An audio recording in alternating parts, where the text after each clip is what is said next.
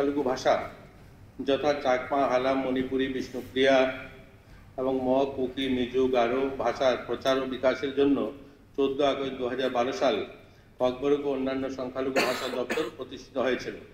প্রতিটি ভাষা একটি স্বতন্ত্র উপদেষ্টা কমিটি রয়েছে, যা সময়ে দপ্তরকে পরামর্শ দেয় এবং তাদের ভাষা সামগ্রিক উন্নয়নের জন্য বিভিন্ন উন্নয়নমূলক কাজকর্ম প্রস্তাব দেয়। ককবরক ভাষা উন্নয়নের জন্য রাজ্য সরকারের মাধ্যমে এখন পর্যন্ত নিম্নলিখিত পদক্ষেপ নেওয়া হয়েছে। ত্রিপুরা নিম্নলিখিত বিদ্যালয়গুলোকে ককবরক এবং অন্যান্য ভাষায় হিসাবে পড়ানো হয়।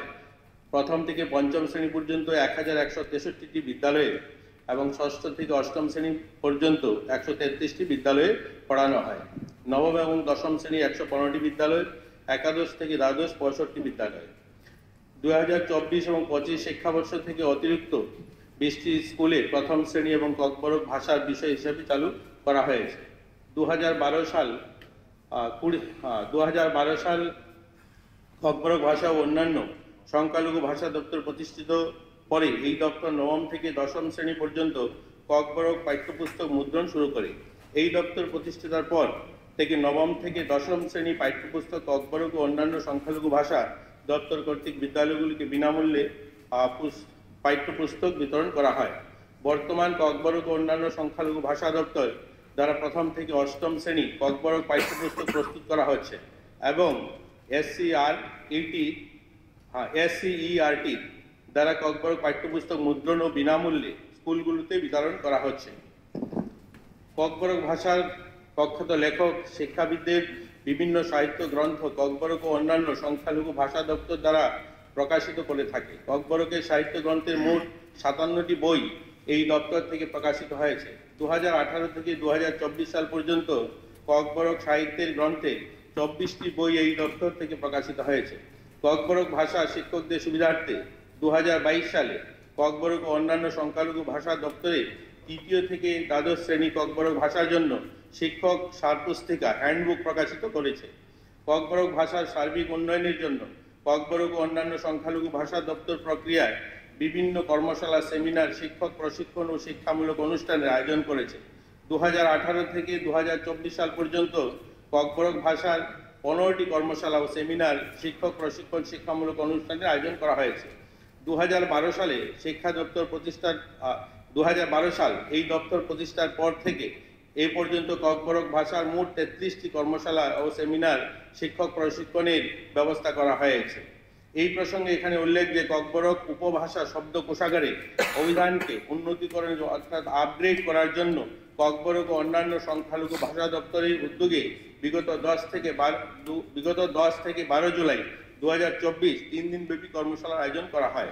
কর্মশালার সিদ্ধান্ত অনুযায়ী 2024 সালের ডিসেম্বর মাস মধ্যে ককবরক ও অন্যান্য সংখ্যালঘু ভাষা দপ্তর উদ্যোগে নতুন ককবরক উপভাষা শব্দ কোষাগার অভিধান প্রকাশ করা হবে।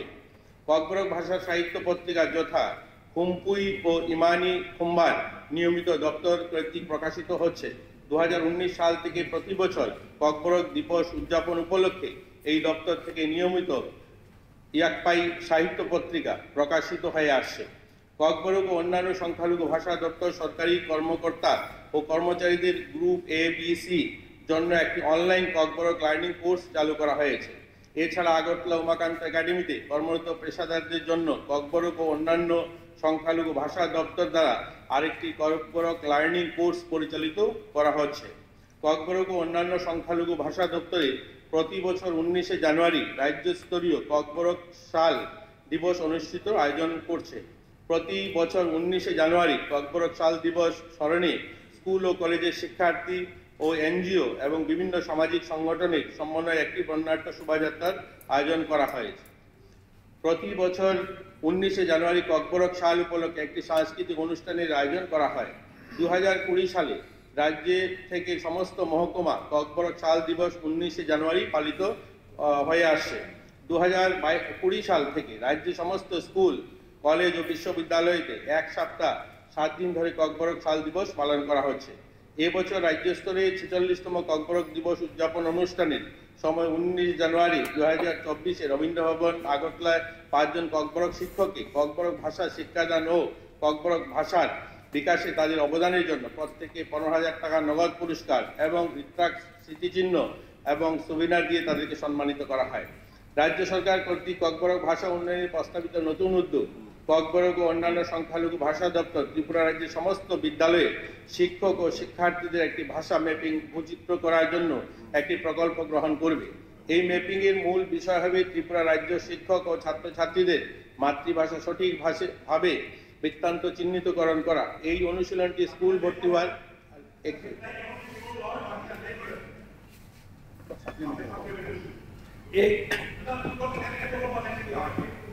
এটার কোয়েশ্চেনটা ঠিক আছে, কিন্তু এটার কোয়েশ্চেনটা এরকম ছিল বিস্তারিত দর। ঠিক, thank you. Supplementary sir, speaker সাহেব, কিছু হ্যাঁ, রাজ্য সরকার যা যা করছে খুবই ধন্যবাদ। তো এরপরেও কিছু বাকি রয়ে গেছে যেগুলো আমরা